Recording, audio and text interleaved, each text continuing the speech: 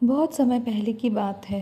विजयनगर नामक एक समृद्ध राज्य था, जहाँ के राजा राजा विक्रमदेव अपनी न्यायप्रियता और बुद्धिमानी के लिए दूर दूर तक प्रसिद्ध थे। उनके राज्य में सब कुछ अच्छा था, खुशहाली, शांति और व्यवस्था। लेकिन एक समस्या थी जिसने राजा को परेशान कर रखा था। राज्य में एक बहुत ही चालाक और रहस्यमय चोर था, जिसे लोग कालिया चोर के नाम से जानते थे। वह इतना होशियार था कि हर बार चोरी करके बिना कोई निशान छोड़े गायब हो जाता।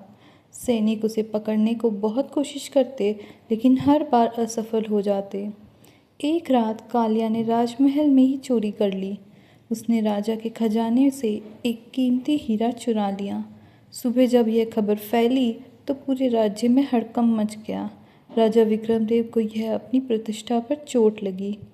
राजा ने दरबार में घोषणा की कि जो भी इस चोर को पकड़ के लाएगा उसे बड़ा इनाम मिलेगा। कई वीर सैनिक और बुद्धिमान लोग चोर को पकड़ने निकले, लेकिन कोई सफल नहीं हुआ। तब राजा ने एक अलग योजना बनाई। उन्होंने सोचा, इस चोर को पकड़ने के लिए मुझे खुद मैदान में उतरना पड़ेगा।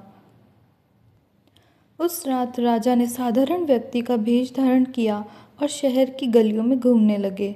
अचानक उनकी मुलाकात एक युवक से हुई जो देखने में साधारण था, लेकिन उसकी आंखों में तेज और चालाकी साफ झलक रही थी। राजा ने उससे पूछा, तुम कौन हो और इस समय यहाँ क्या कर रहे हो? युवक मुस्कुराया और बोला, मैं भी आपकी तरह रात में घूमने का शौकीन हूँ और थोड़ा बहुत काम भी कर लेता हूँ। राजा समझ गए कि ये वही कालिया चोर है, लेकिन उन्होंने तुरंत कुछ नहीं कहा। उन्होंने दोस्ती का नाटक करते हुए कहा, अगर तुम चाहो तो हम दोनों मिलकर आज रात एक बड़ी चोरी कर सकते हैं। कालिया को यह विचार पसंद आया।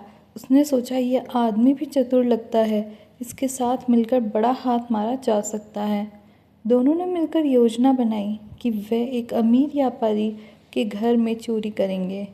रात गहराने पर वे वहां पहुंचे।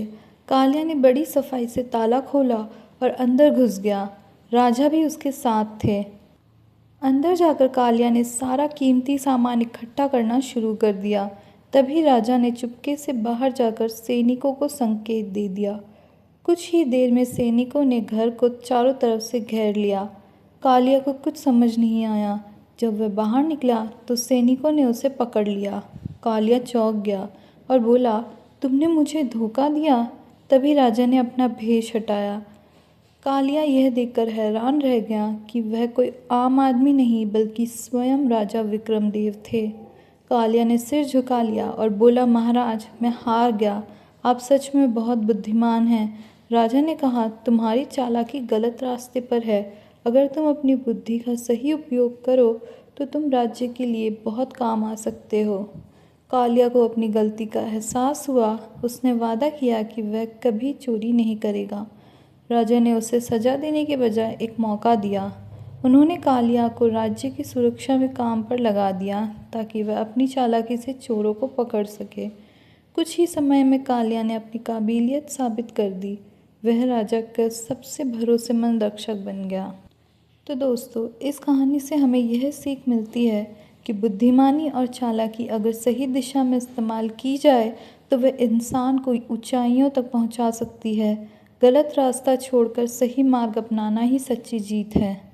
अगर आपको ये वीडियो पसंद आया है तो इसे लाइक करें और चैनल को सब्सक्राइब करें। धन्यवाद।